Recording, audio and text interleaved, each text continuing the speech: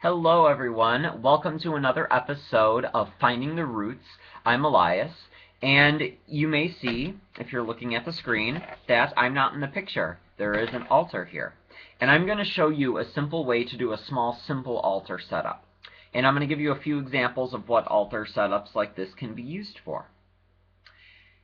In fact, I find that doing simple altar setups are beneficial for people who are on the go, people who don't have a lot of time to sit down and do a full blown out ritual with oils and incense, ribbons, salt water, candles, incense, everything like that, walking it around the circle.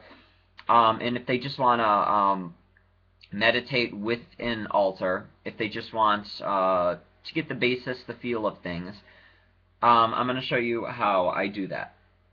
What I do is, before I start setting up the altar, I get a stick of incense, I light it, and I put it there. I drilled a little hole in here so it could stick there. And I feel that the air smudges and cleanses the air, clearing it from all the past things. Some people may do that with a smudging feather and a smudging pot full of sage. Some people may use a bell or a besom to cleanse the space. For me, this suits me. Next, I like to place down the God and Goddess candles on the altar. They don't have to be this big, they don't have to be that small. You can use those itty-bitty little spell candles if you want to. You can use tea lights if that suits you, or you can use big old pillar candles if you feel that. It's all about the space that you have to use it with, the intention of it, and that's about it. Then I like to add my pentacle. My pentacle is a little big, but if you have a tiny pentacle that you want to use, that's perfectly fine. Size does not matter. The quantity of what you have does not matter. You can have a small little stone, like a small flat stone with a pentacle drawn on it. You don't have to use candles if that's an issue for your living environment, or let's say you're at a hotel and they don't allow you to burn candles, but you're there on an Esbat or a Sabbat. Those little electric candles.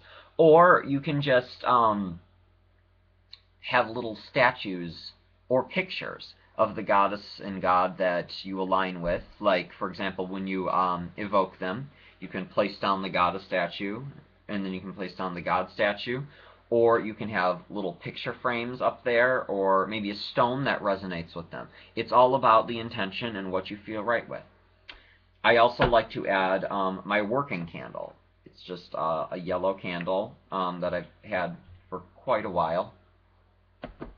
It's I use it for just meditating on. I use it when I'm doing banishings and stuff like that, and I need to burn something like paper or a bay leaf or something, I burn it off of there. Or if my incense dies out, I'll light the incense off of my working candle. This is about all I keep on the altar. I keep my athame in front of the altar in case I need to use it at any point in time during my small ritual. I also keep my wand here. To the side, I keep the chalice until it is needed, if you're doing cakes and ale. So I normally place the cake directly on the pentacle for when it is blessed. Unless I'm doing something with, a few people, then I'll actually have a plate that I set on, and I'll have a much bigger altar. If I'm doing something involving banishing or burning, or healing, I use my cauldron, and I burn and put something in there. Bay leaves are good for banishing things from you, as well as Thanksgiving, thanking the Lord and Lady for helping, and healing, asking for healing, and burning that in there, and the message is carried up. You can also burn paper for banishing things and stuff like that. It's currently a waxing moon, and during waxing moons, I like to do things that involve the law of attraction. Because the moon is growing, so can the bounty in your life. And I have this candle I got I'd say probably about a year ago, and I burn a little by little when dealing with what I want to be bountiful and bringing in, and I would keep it there, meditate on it. Some people even have an altar set up for when they're doing divination. Sometimes they don't feel that they just want a table and a cloth. Sometimes they want an elaborate setting, especially if they're asking for messages from the Lord and Lady. They feel a lot more comfortable having, their setting with the Lord and Lady, rather than just having an altar cloth and, some incense. But it all depends. If I'm doing like something where I'm asking the Lord and Lady for guidance, yes, I'll set up an altar and do divination there. But if I'm just giving someone else a reading, or I'm just doing a general reading for myself, I will feel fine to do it just on this cloth. What else? Scrying, that's a form of divination. It can be done on the altar cloth, or not the altar cloth, the pentacle. Crystal gazing, which is still a form of divination, can be done here as well. Basically, anything. Now, this is the part where it gets a bit controversial for different people. You can ask